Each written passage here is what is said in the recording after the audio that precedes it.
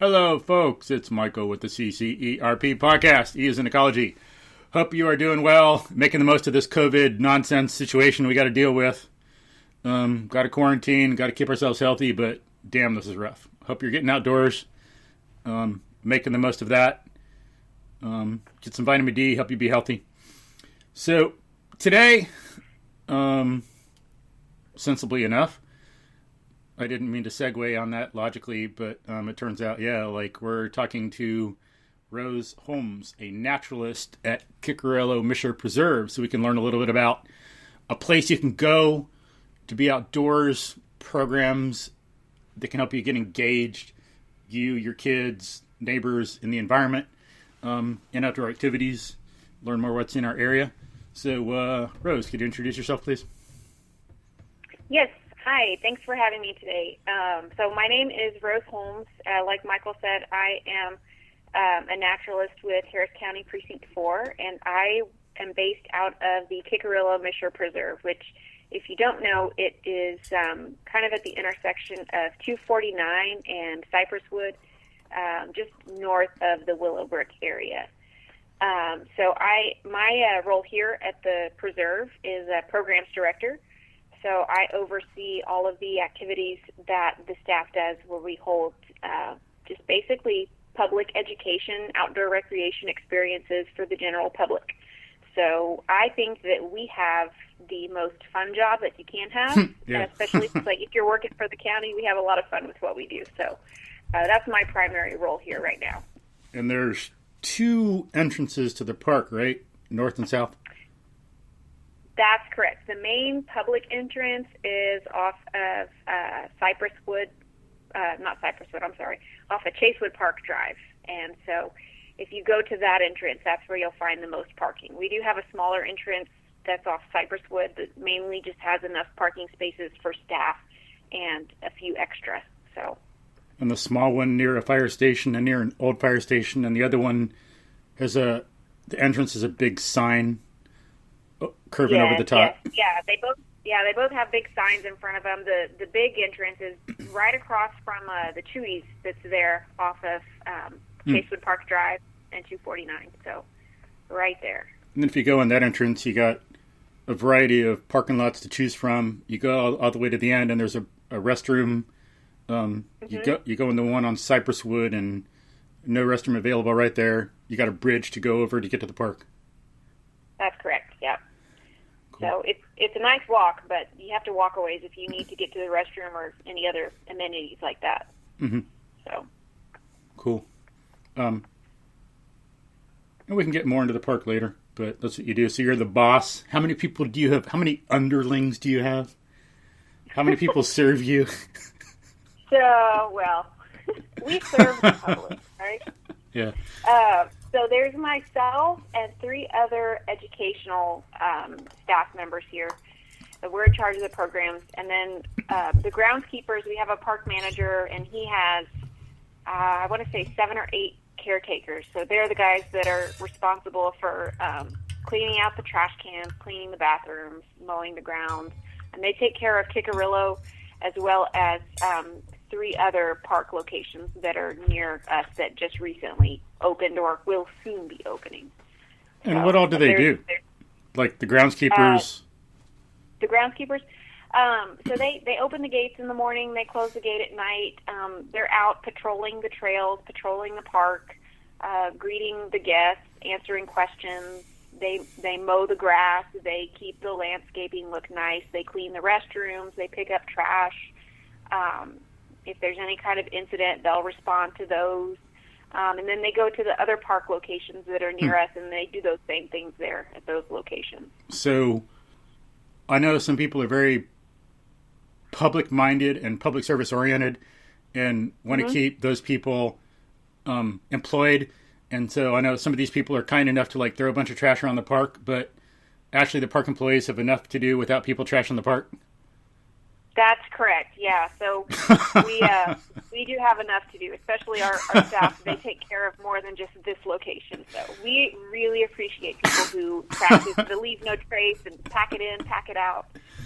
So yes, and I think I'm not sure. I got to look again, but I thought I saw in like the latest news, like a technological thing. There's actually like this technological breakthrough. There's this new invention called the trash can. Amazing. Yeah, we have a few of those. We're up on technology, so we have a few of those in the park. I think there's been some research where a lot of people know how to use one. A lot of people are really good at it, but it's really confusing for some people. They just, this 20% of the population or whatever, they just have a lot of trouble with it. I don't know. Yeah, sometimes. Some people do, yeah. So thank you to those who pick up their own trash or who pick up extra trash. Yes, we appreciate that. Yes. And people who like to come out and volunteer and just pick up trash for fun. Cool. Those folks are awesome. It's good exercise. Sunshine, multitask. Then you get to walk around the park and do something. You got mobility going too. Yeah, absolutely. And you see a lot of cool stuff when you slow down and walk the trails and pick up trash. You see a lot of cool things. Yeah. Stop and look what's around, plants, animals, all that. Mm-hmm. Right.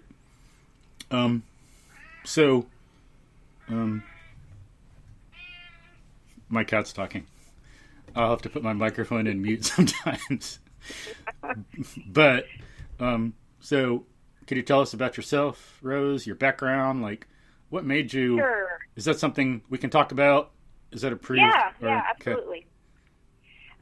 Okay, so some background about myself. So I grew up in the hill country in Texas, so that's around like the Blanco, Johnson City area. Nice. So I grew up rurally it was only 5 acres, but we grew up in a place that was like a divided ranchette type of situation. So we had neighbors nearby, but all of our neighbors were a good walk away. So I attribute a lot of my interests and what I went to for a career choice to how I grew up and being able to explore nature and not having, you want to have some fun, you got to look around you. So there's not places you can easily go to your friends' houses. You don't have the movie theater right down the street, so you get outside, you explore nature. So I had that opportunity as a kid. And so I really think that's where my love of nature stemmed from. And so I was active as well in like the 4-H club growing up. So we in a small town, you do that kind of thing, and you get to know animals really well. And so I decided early on that thinking about my career, I was not interested in a job where I had to go and sit behind a desk for 8 hours a day every day. It just did not sound like something that I would enjoy doing. So I looked around to see what kind of careers were available to me. And I always thought it would be really great to be a ranch manager. So I kind of looked into some folks around me to see, like what kind of knowledge do you need? What kind of background do you need? So when I was choosing my career choice in mind, that's kind of what I was thinking. So I transferred into Texas A&M to study Rangeland Ecology and Management. And when I tell people what my degree is in, they're like, what does that mean, actually? Because it's a lot of words. But basically, it just means ecosystem science. And so my plan the whole time was to graduate from college, go back to the area where I kind of grew up in and live near my family, and be outside all the time, manage a ranch, dream job, right? Mm-hmm. So like life tends to happen, it throws you curves, and by the time that I was going to be graduating college, there was, I guess, kind of a recession in the economy. I also had thought like going into ag extension agency was a good job as well with benefits. But during that year, that was in 2007, they were going through budget cuts. And so a lot of positions were getting laid off and they were going through a hiring freeze. So I thought, well, okay, maybe I will just stay in college for a little longer and see if things improved. So I had an interest in the outdoors. I also have an interest in teaching others and interacting with others. So one of my advisors, told me about the program in our ag department, which students would go through. And during the course of that program, you actually earn a teaching certificate at the end. And most people do that in their undergrad. I had already finished my undergrad work, so I was looking at grad school. So in the ag department, they had an education, master's in education. And so I decided to stay in school, get my master's of education, and then also get a teaching certificate, which is applicable for like middle school through high school for teaching ag science classes. Mm-hmm.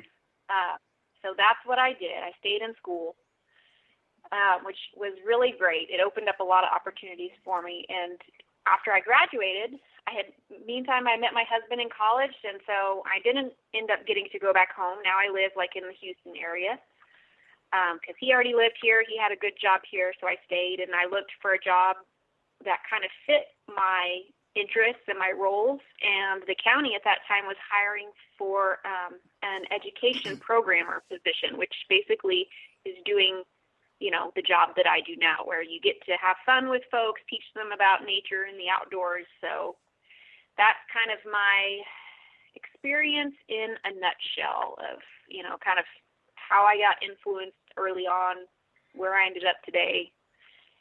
So, and now I get to have a job where I get to go outside and enjoy the sunshine, teach others about nature. Cool. So you got a bachelor's and a master's? Yes. Cool. I was hoping you'd say something interesting, like you were one course away from finishing a master's and then ran off or something. Oh, man, no. But finishing works too. Figured, there were times where I wanted to just quit, for sure. But yeah. Put all that money and effort and time into it, it's worth sticking it out. Yeah. So. Any interesting stories from when you were young? Any kind of terrifying or interesting outdoor stories? Animals, landscape, hiking? Well, I was never really afraid of much as a kid, and I don't remember this specifically, cool. But my parents tell me it happened, so I believe that it's true. But I used to pick up worms, and I would like to bring worms and bugs into the house. And apparently, at least one time, I don't know how many times it actually happened, but I actually brought baby snakes into the house as well. Was it a cute little yellow and red and yellow and black worm? No. I didn't know worms could be this color, Mom. Look. A baby cottonmouth. Huh. Wow. So, but I guess nobody ever got bit. So that's good. It turned out okay. But yeah, cool. No, I was always bringing things into the house. So cool. But yeah, hill country, beautiful place. Yeah, it is. But so anything else about your background or any other stories you want to share?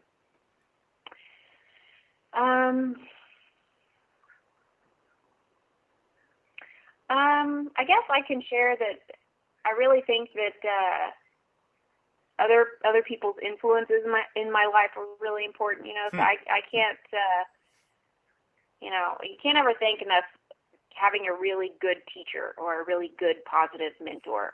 We had a really great county ag extension agent, and so she was really really good about positively influencing our 4-H club and impacting us and giving us good tips. So I just think, kudos to all the good teachers out there, formal or informal. And then, I was going to ask, for some who might not know, what's a 4-H? It's 4-H is in horse, by the way, not forage. Oh, yeah, 4-H. You said it fast, and so the first thing I thought of was forage, but yeah. Yeah. Foraging club. We get mushrooms and plants. Yeah. But what is it? I think a lot of people are more familiar with the FFA. So the FFA is what is associated with public schools, and it stands for Future Farmers of America. And when people think of that, they think about like animal projects, but it's so much more than that. So the 4-H is kind of a akin program to the FFA, in that it's not associated with the public school system. It's a club that anybody can join, kind of similar to Boy Scouts or the Scouts of America, I guess now it's called.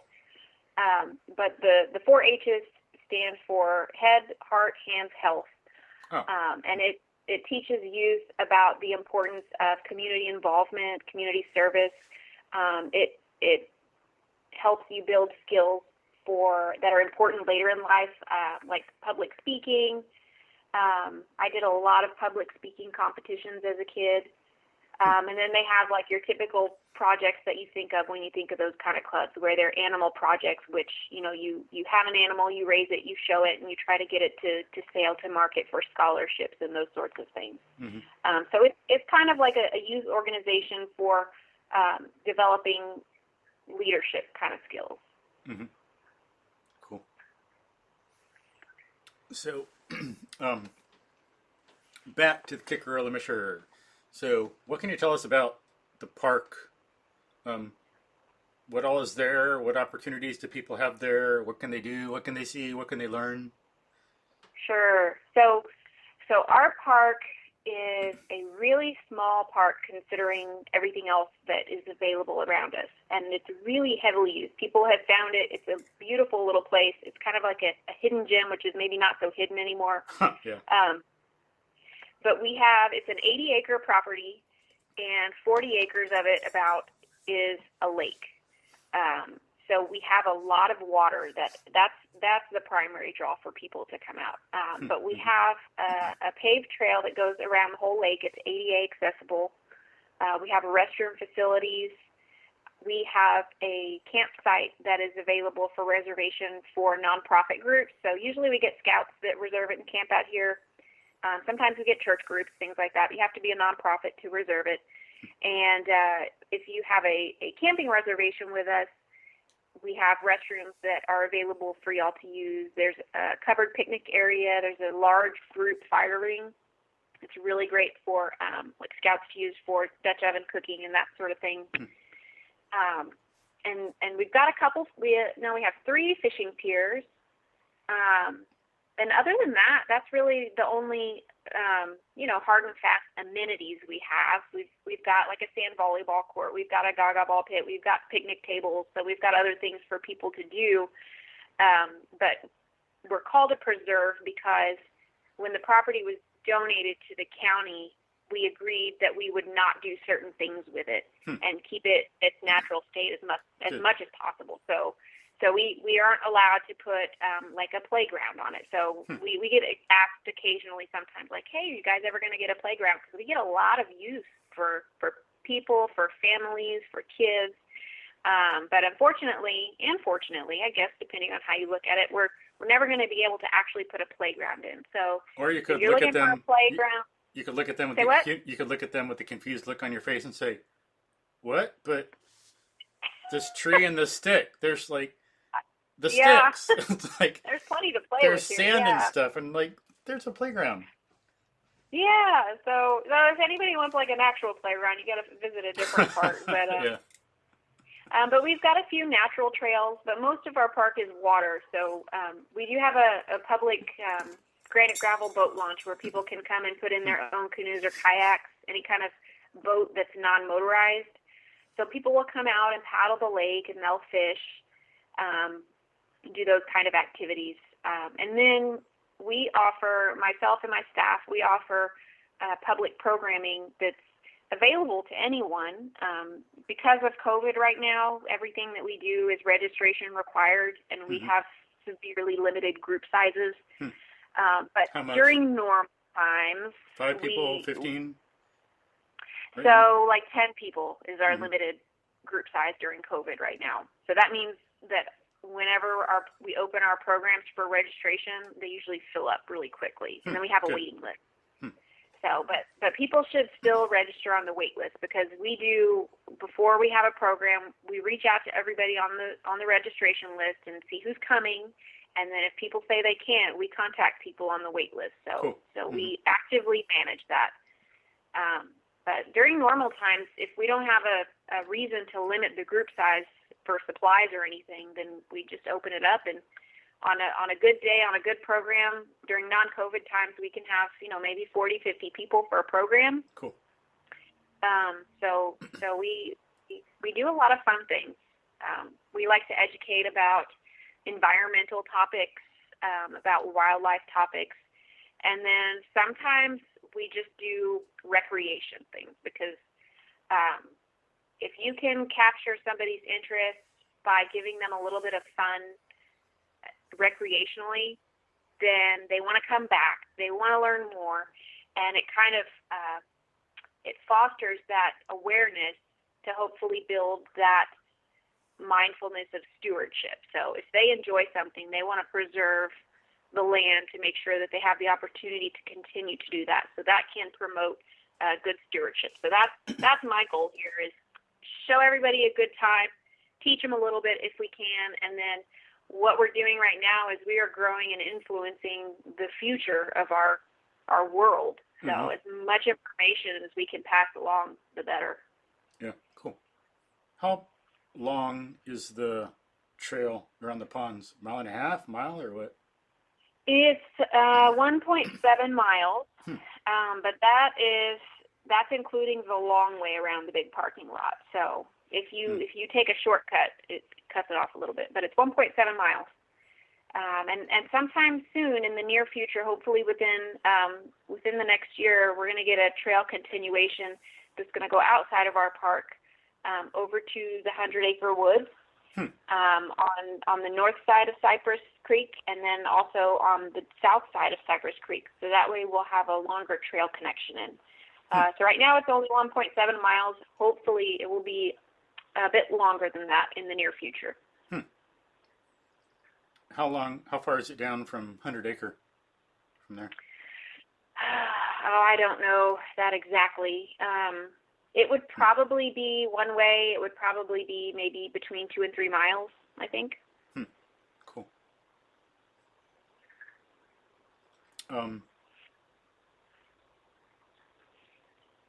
What else was I going to ask about that? I was going to ask about the trail. Maybe I should have written some stuff down. Oh well. But was there a significant increase in the people coming out there once like COVID hit? Did you see like an uptick? People walking and stuff? I feel like we've always been really busy. We've probably had a little bit of an increase, but generally this park has been busy all the time. Anyways, cool. It's quite difficult to find a place to park if you come, especially on the weekend on a nice day. But even when the weather's bad, you still have those random folks that are out running the trails in the middle of a thunderstorm because they don't know any better, I guess. But it's very rare that there's nobody in the park. But I would say we have had a little bit of an increase during COVID, but we've been so busy already. It hasn't impacted it as much as I think others have seen. Yeah, some of your educational programs are in person, but you do some stuff like online too. Yeah, so during the height of COVID, for I guess a couple months, we suspended all of our programming, and so then we started looking at, well, how can we still engage and reach the public virtually? So we did start using our Facebook page a lot more, and just so everyone knows, we have an official Facebook page, and then we have an imposter Facebook page, which Facebook created on its own, and it's not letting us claim. So if you're trying to find the official Facebook page, it's got to be Kickerillo-Mischer Preserve. So it's got to have the dash in it. That's the official one. Okay. But so we started utilizing our Facebook page a lot more, inviting folks to come out to the park, to interact with different questions we were posting, post their own photos, comment on our photos. And then our staff kind of dipped into the realm of like virtual programming. So we did some videos. So let's see, I did a video on poison ivy lookalikes. I did one on some common turtles you can see in our park. We did one on insects. What else? We did quite a few. We did a handful of videos. I did a Know Before You Go video about preparing for a kayak or canoe trip. And all of those videos live on our Harris County Precinct 4 YouTube channel. Oh, cool. So folks can visit that to find out some more information. But not just our department, but other departments in our precinct started doing those online educational videos. So there's a lot of those that are available. We didn't do quite as many actually live virtual programs, just because we thought that recording them would be a better way. We can get a lot more mileage out of those. Yeah. But it was definitely a learning experience. It was something that we had thought, before COVID hit, we thought, hey, it would be cool to be able to do videos like this, but we hadn't really had the time or the opportunity. So when COVID hit, it was like, all right, well, I guess we're going to try it and see how it goes. And we seem to have a decent response to the public. We definitely learned a lot. It takes a lot more time and energy and effort to do a recorded video than it would be just to get your stuff together and go do the program live for people. So we did learn that. But it was good. I think we had a good response. And we are doing programs again in person now since June, I think, was when we started doing programs again. And we still have the opportunity and the option to do some more videos and virtual things, but it's just, we like to spend our time outside. We don't want to be in front of a camera, so. Yeah. So what'd you do in the poison ivy lookalike thing?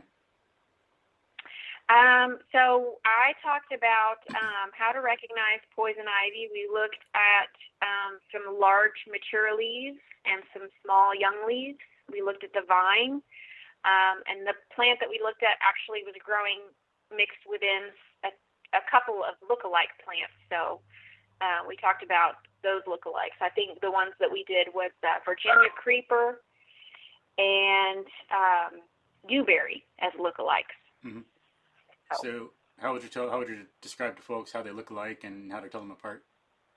Okay, well, it's kind of hard without looking at it, but basically, poison ivy, when it's young, has asymmetrical leaflets, I guess I should say. Everybody always says, leaves of three, let it be. Well, they're actually leaflets.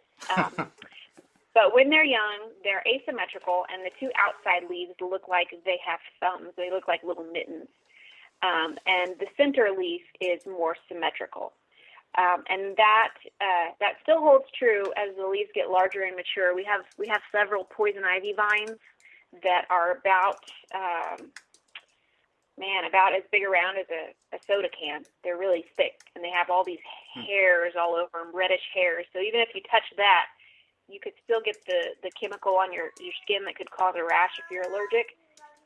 And when those vines get that size and they're up a tree, they produce these branches that look like they could be coming off the tree themselves, and they have these really big leaves that are about the size of your hand.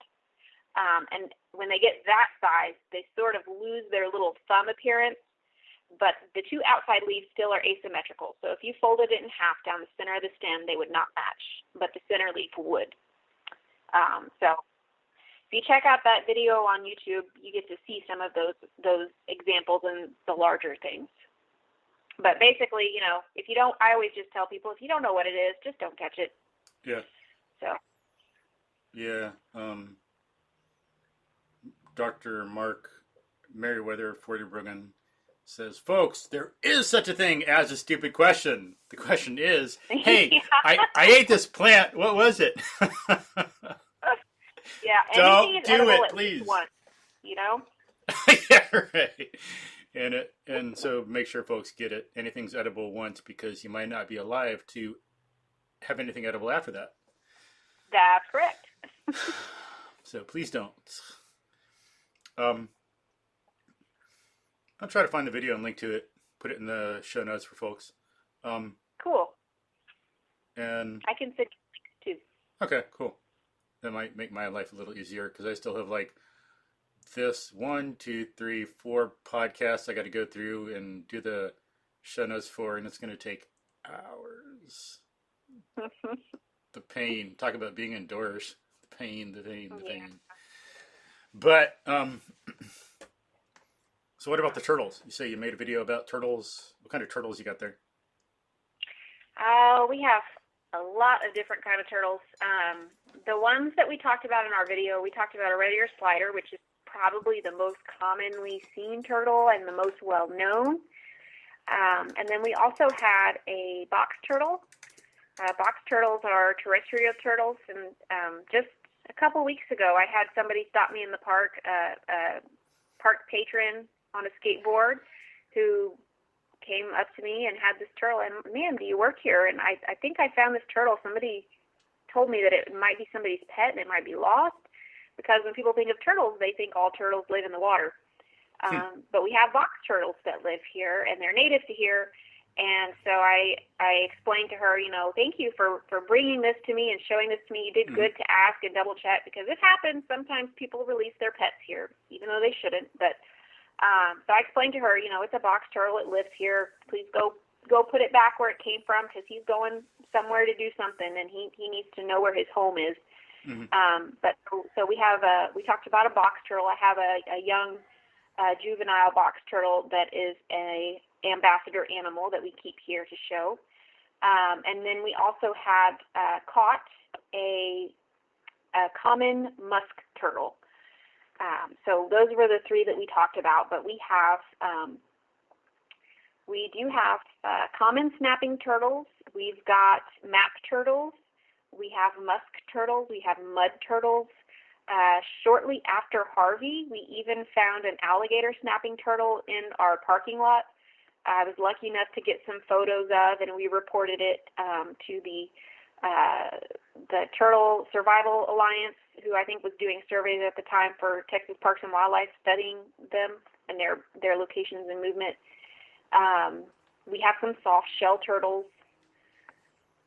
We've got, I would say, maybe at least 10 to 12 different species probably that live in the lake. Cool. Are the alligators protected? Alligator snapping turtles. The alligator snapping turtles. Yes, they are. I believe the last I checked, they're still an endangered species, so they are protected. So you're not allowed to hunt them, remove them, anything like that without the proper permits. Yeah, so leave them alone, please. Yes, and take a photo and send it to Parks and Wildlife, because they are studying where they live. Cool. What about the insects? You say you made a video about insects. What did you cover in that? Yeah, so it was one of my staff members actually made a video about insects. She used some of the bugs that we grow in-house. So I think she used some mealworms for those, which when they grow out, they're actually darkling beetles. So she talked about what makes an insect an insect. So, 6 legs, 2 antennae, usually 2 eyes, sometimes more. And then I believe she talked about metamorphosis in it as well, the different life stages. Mm-hmm. Cool. What other kind of animals do you have there? Animals and plants? In the park? Yeah. So a lot of people are really surprised when they see deer in the park. I guess most people don't realize they can still live and thrive in kind of an urbanized area. But that's what the greenways are here for, is to provide habitat and space. But so we do have some white-tailed deer in the park. We do have coyotes, and we just have recently seen them even out during the day. So usually they're crepuscular animals. I usually see them at dusk if I stay here late and leave late, I'll see them hanging out along the creek. But we've been seeing them during the day, so I don't know if they're extra hungry, if they're trying to fatten up for winter or what. But we do see coyotes here pretty frequently. And every now and then we'll get really lucky and we'll see a bobcat. Cool. So we do have bobcats that are living in our area.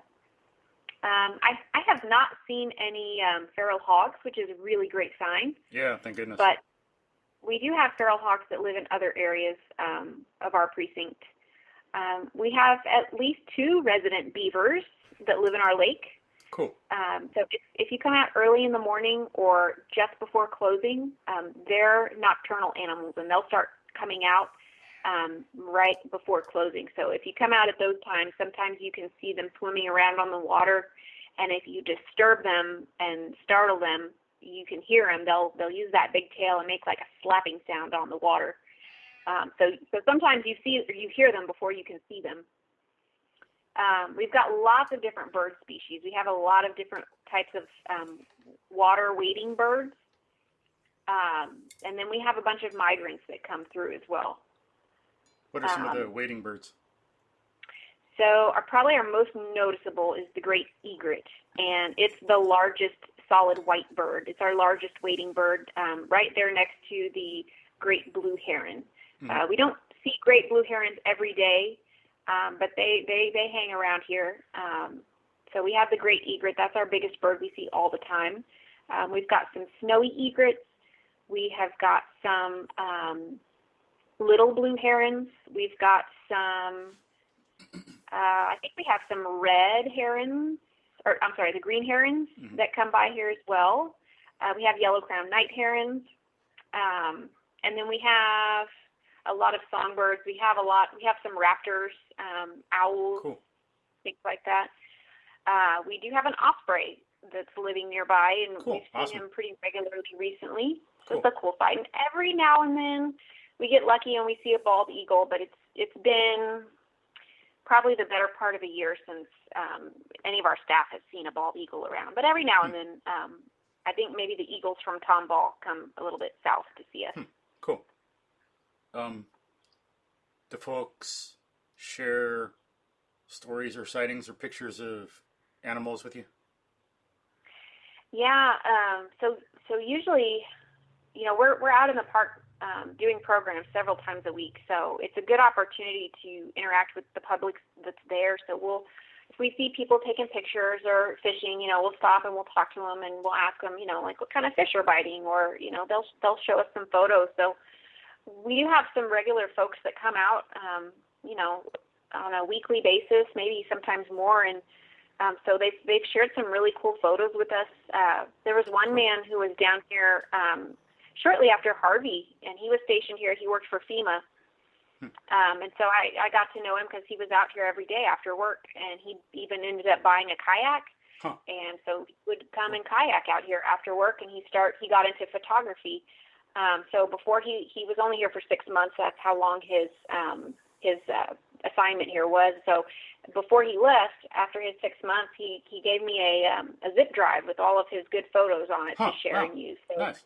Cool. So it's not uncommon if we see people in the park. A lot of people we see are out here, just kind of getting into photography. It's a hobby, and they're really excited about the wildlife that they see and about sharing their photos. So it's really good. Do people share it a lot on Facebook and Instagram under like Kickerillo-Mischer? Yeah, they do. But sometimes they get our imposter Facebook page. So, yeah. But yeah, people do. They share a lot of their photos. Cool. And then, haven't some people seen river otter out there? I wouldn't be surprised. I personally have not seen them out here, but I know they live around here. Mm-hmm. So I would not be surprised if they were nearby. Yeah, I know at one time on the gully, months ago, I saw some river otter scat. Yeah. So I believe it. They live here. That's one of those animals that's really elusive, and it's I get really jealous when other people see things like that. And I, like, for the longest time, yeah, I did not actually see a beaver here, probably until like maybe a year ago, because everybody else has seen this thing. I still have not seen it. So they're there, it's just what can you actually see? Being at the right place at the right time. Yeah, I know what you mean. Same. I'm on all these different animal biology groups on Facebook, and people are posting all these pictures. So it makes it seem like it's like an everyday thing because there are all these pictures. But, it's like they're one rare opportunity that you're seeing and stuff like that. So, but it makes me jealous anyway. Yeah. Like one time someone posted, I hope it's okay to post this picture here or something or whatever. And it was a joke, and I made it clear. I go, no, I hate you. Why did you do this? I'm so jealous. And of course, she just did the laugh, but she understood. But yeah, it's like, I want to see a cottonmouth. No. Yeah. The pain. Don't rub it in. But. Yeah, probably the coolest thing there's a couple of cool things I got to witness. This was before I was at Kickerillo when I started in the parks department over at Jesse Jones Park in Humble, where there's a lot more room to roam in different habitats. And, that was before Harvey? That was before Harvey, yeah. I got to witness I think it was a red-eared slider. I got to witness a slider turtle burying some eggs. Cool. And then covering them up again. Cool. Like laying them, covering them, leaving. It was really cool. Wow. And then I also got to witness, and I got video of, it was kind of sad. It was a diamondback water snake eating a frog, and this poor frog was screaming the whole way down. Huh. Interesting. But, Wow. like how often do you get to see things like that? It's nature. Yeah. Cool. And it's like people are all sheltered from life, which is bad in some ways because we depend upon the same thing. We might think, oh, that's so cruel. But, I mean, what do you think you do to get your vegetables and your meat? It's not just meat. Mm-hmm. It's like it takes a whole lot of habitat destruction, fundamentally destroying a lot of animals and plants to grow wheat and soybeans or whatever vegetables we eat. It's not all copacetic. Yeah. Thankfully, there are some farmers who do it really well. Some people are more scientific and ecological. Think more about ecology the way they should instead of thinking it's all chemistry. But yeah. But that's a different story. Anyway, one time along Cypress Creek, I saw something I couldn't get a video of, but kind of like you say, it was super awesome. I'm not sure what kind of snake it was, but it had this fish in its mouth. It was incredible because, like, the snake was holding on to the side of the fish, and the fish must have been like the side of the fish must have been like 10 or 20 times as big as the surface area of the fish's mouth, and it was swimming around with it. It was incredible, and I thought I could get a little close to take a video, but I didn't know the snake's vision was that good, so it was going towards the bank, but it saw me and then swam away. I was like, no! I should have just started taking a video right there and just got what I could. That hurt my heart, man. That hurt my heart. Yeah, the one that got away. The many that got away. That's not the only one.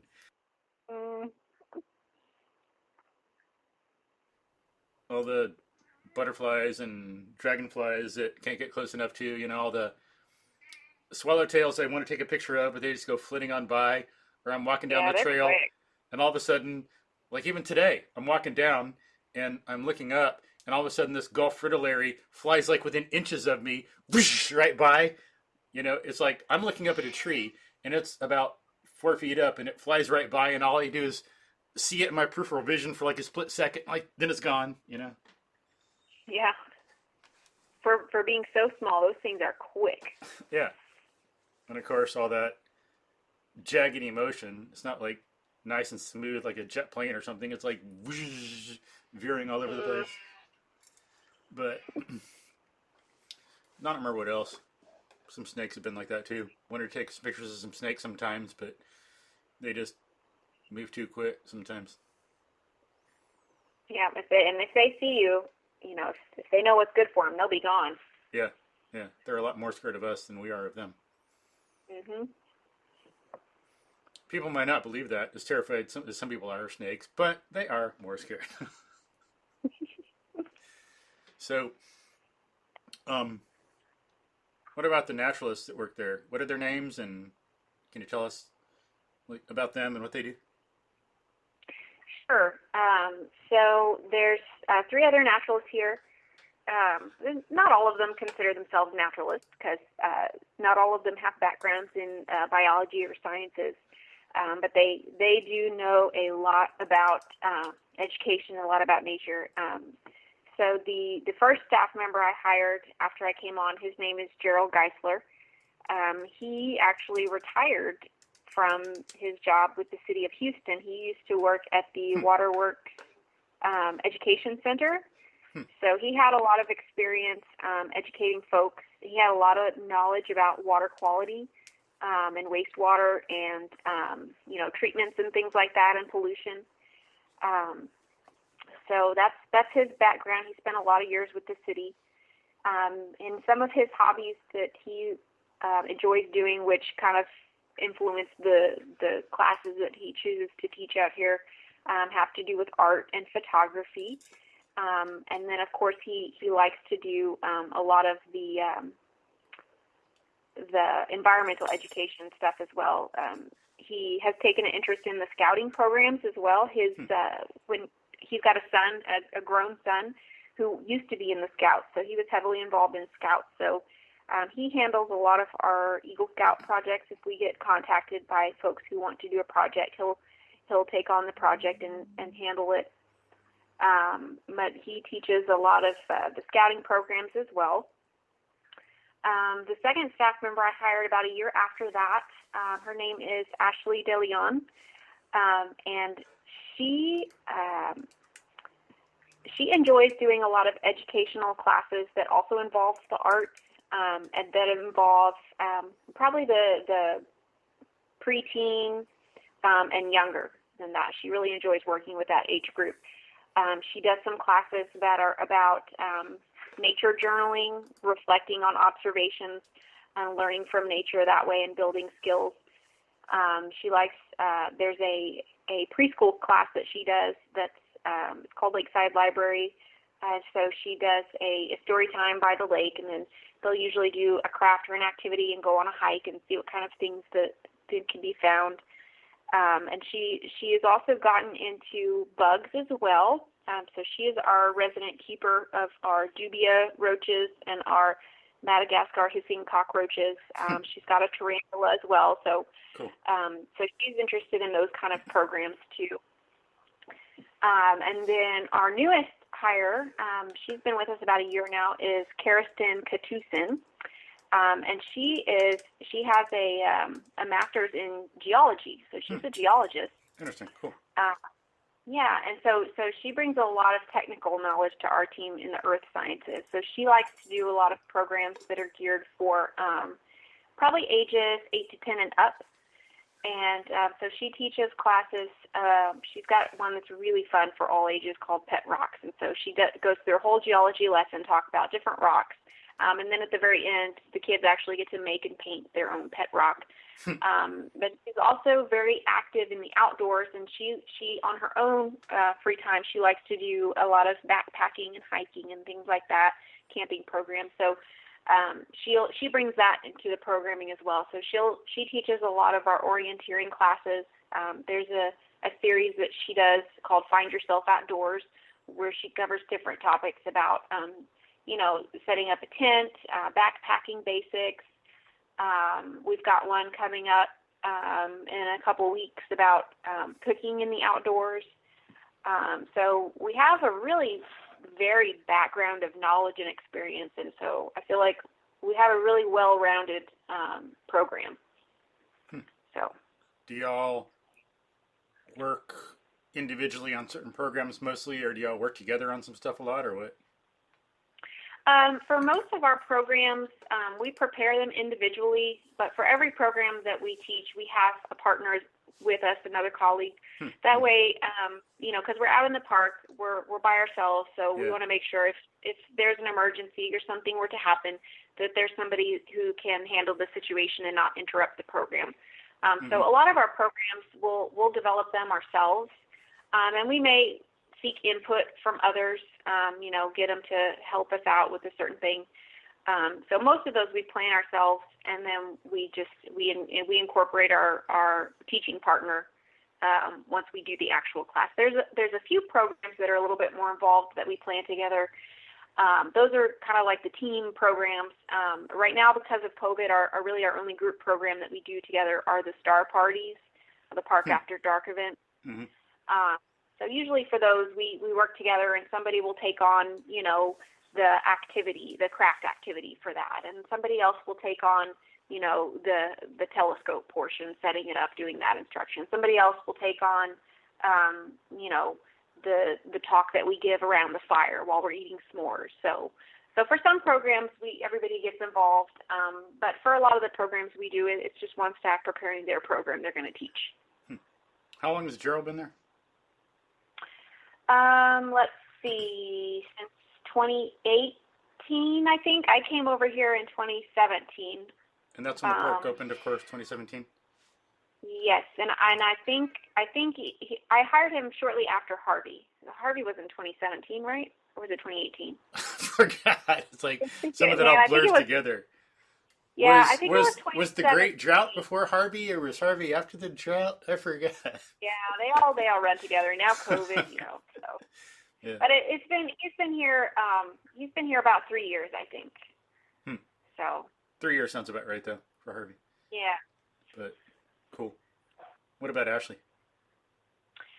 She's been here 2 years. I think they all have starting dates like towards the end of the year, like September, October, November, maybe. So they're all about a year apart for hiring. So I think Gerald's been here 3 years, Ashley's been here 2 years, and Kirsten's been here just over a year now. Huh. Funny. So. Yeah. Yeah. And you're all filled up, so you can't hire another one. Yeah, until we get a nature center or another building where we can hold more staff. Cool. You know, we're kind of at our limit here. Is that a possibility, getting a nature center? Yeah, so cool. Actually whenever the county receives this property as a donation, there was a master plan for it that was agreed upon, and in the master plan is the future of a nature center. And that was all drawn up before Harvey. So like a lot of things, like Harvey changed what could be possible for a lot of places. So the whole park flooded during Harvey. Mm-hmm. And if you go to the park and you stand in the back parking lot where the restrooms are, and if you look at the doors on the restrooms, about where the lock is on the bathroom doors was the water level at its max during Harvey. Wow. So that means that any nature center we do build is going to have to be elevated somehow. Yeah. So that just adds a little bit of complication. So the nature center is not anything new or anytime soon going to happen. It's going to take a while. So we're set at what we can do for staff-wise for the time being. Because didn't Jesse Jones and maybe Spring Creek Preserve or whatever, I forget what it's called now, didn't they suffer a lot of damage to their nature centers during Harvey? Oh, yes, definitely, yeah. Like maybe a stuffed bobcat or something and all this? Yeah, there was a lot. Well, I mean, we all prepare. Anytime there's a risk of it possibly flooding, we prepare for flood. So everybody was prepared, but we received way more water than was expected. Yeah, so I think they had like 6 feet of water in their nature center at Jesse Jones. Wow. So they had moved things up, but not 6 feet up. Yeah. So a lot of things were able to be salvaged and saved, but unfortunately they did lose some things. Well, but I guess it's preparation it's for nature, next time. Man. Yeah. Now they know to have a higher. Now we know what's possible. If we ever get another Harvey, we know what to prepare for. Mm-hmm. Yeah, I think it's a general thing. It's not just this. Comes up in even economics and finance. As much as some of them people are into finance and economics and thinking they got things right and taking it really seriously, accounting for contingencies because they use more of a, some of them, it's not so much anymore, but because they used a normal model for emergencies, thinking that these extreme events are very unlikely, they didn't prepare, and that can cause some major financial disasters. So they learn they got to go with what's called a greater tail on the upper end of the curve to think there's more possibility that they should actually prepare for. But same thing. Cool. So what other programs you got there? You got, tell us about the star watching. Like you only have one telescope there that y'all provide and then other people bring their own, or what?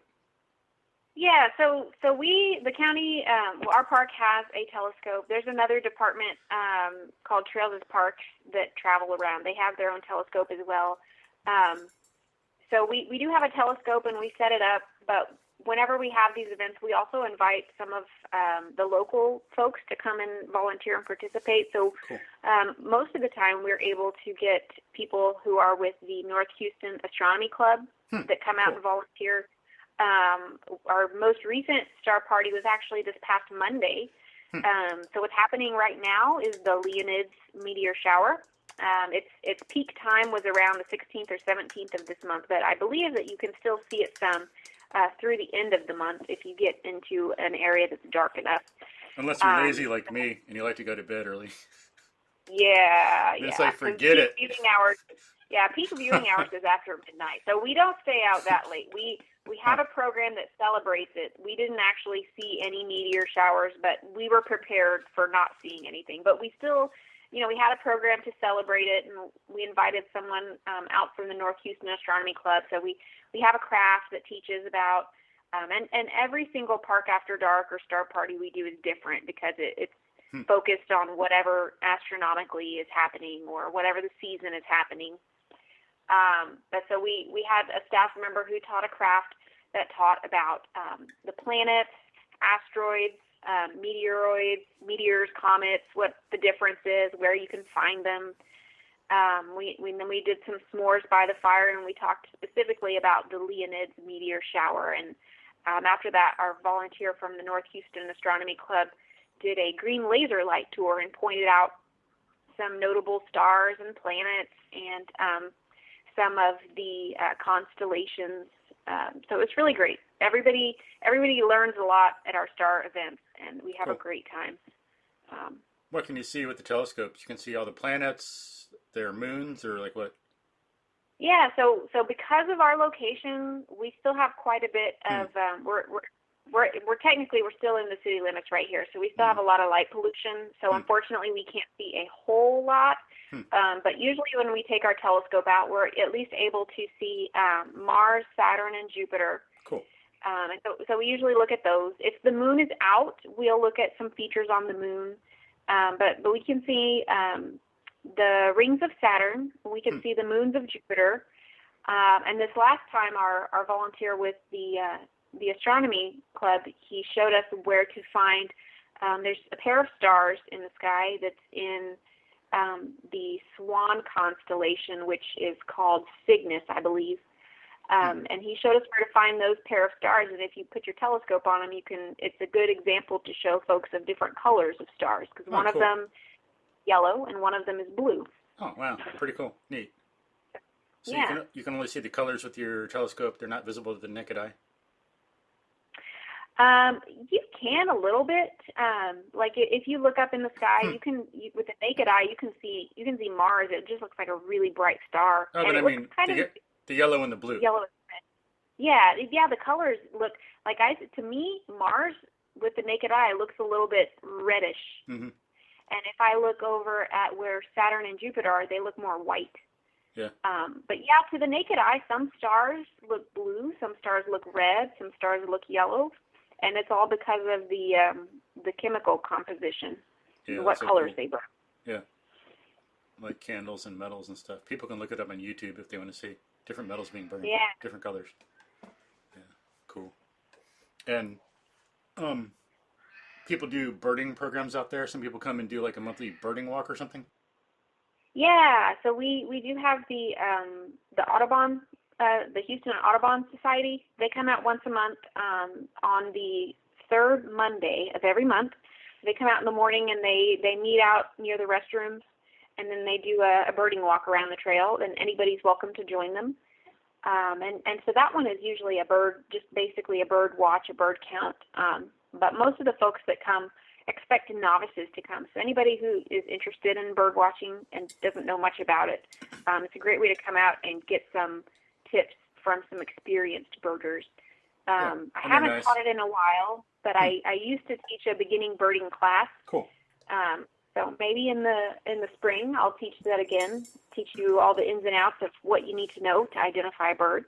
Cool. But this is a good spot to come out and go bird watching. Yeah, and they're nice. I've been to some at club, and very, very nice people. Willing to help and point things out and repeat things a number of times if you're not used to whatever and it takes a while to sink in. You know, I know when I started looking at plants and animal tracks years ago, my brain had zero ability to deal with it. I can deal with all these other things, math and all this stuff, but art, color, shape, not. And for some reason, the way my brain was when I was growing up, I couldn't identify the shapes of leaves. People would try to teach me, like one kind of tree versus another. I just could not get it, no matter how hard I tried. Not my fault, just my brain. And so, I had to ignore that and get over it and know that I can learn and stick with it and just care about it and be curious. And after a while, like my subconscious, my brain finally learned and got the patterns down and learned how to recognize that. But a lot of it is learning where to look and what details to notice. And Yeah, true. Yeah. so, And it's in our nature. It's not like some can do it and some can't. It's like to survive as humans and to have evolved, we wouldn't be here unless we could all do it. It's that's in right. us. It allowed us to survive. But what time do they meet to do the burning?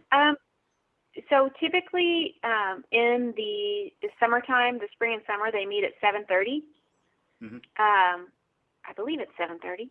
And then in the wintertime, once it starts to get darker, light a little later and a little colder, they usually meet at 8. But that information is all on our website. Mm-hmm. So if you go to hcp4.net/KMP, there's a link to all of the programs that we're offering that month, and Cool. we have that information for the Audubon Society on there as well. No, and that's where people can go to register as well. Cool. I'll put some links to that in the show notes, make it easier for people when I get around to it. Awesome. I can't promise it'll be up when I publish the podcast right away, but eventually the links will be there for folks. Cool. But, well, cool. It's getting on about time.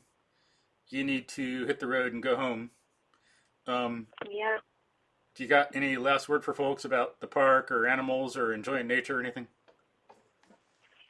My last words would be to share something that I think everybody should know that maybe a lot of people are just not aware of, and that is the importance of observing nature from a distance and leaving no trace and keeping wildlife wild. So we've got some situations in a lot of our parks where people like to feed wildlife, they like to collect things and take them home, and really to keep our parks and our environment sustainable, you want to leave everything as you find it, unless it's trash, of course. Leave everything as you find it. If you take something in, bring it out, and just please don't feed the wildlife because it's not good for them. It's not good for you. It changes their behavior, and it could pose a risk to people. So those are the things that I would close with. And then also enjoy nature. There's a lot of people that are kind of scared to get outside, and if you can go experience nature safely on the trails, enjoy it, get out, learn about it. The more you learn about something, the less you are afraid of it. And then remember that the individual person might be afraid, but it is in the nature of every one of us to be adventurers, to survive and thrive. Otherwise, we'd never be where we are. We would have been wiped out millennia ago. That's right. So just remember, that's what's inside you. It's not anything different. Just overcome the fear and be what you are. Homo sapiens, human being. Yeah. And get outside your comfort zone a little. Yeah. That's how we make life better. I know that's happened to me some in life. I'm not going to go there, but yeah, things I've done. Pushing the envelope has made me a better person, giving you more confidence, seen more about what life's really about. And then really quickly on the feeding thing, because yeah, if people, it's nice as humans, we want to help, we want to cooperate and engage and help others. It's like human nature, part of it. But in doing that, then even though you might not be thinking about it, the consequence is that you're training animals to expect food from some humans, and if they don't get it, then it's like, they're like, what the hell? You're supposed to give me food. Where's the food? Come on, give me food. Like if you went to a restaurant, and you order something and you pay them, you're going to be upset if the restaurant doesn't give you food. The animals are just doing the same thing.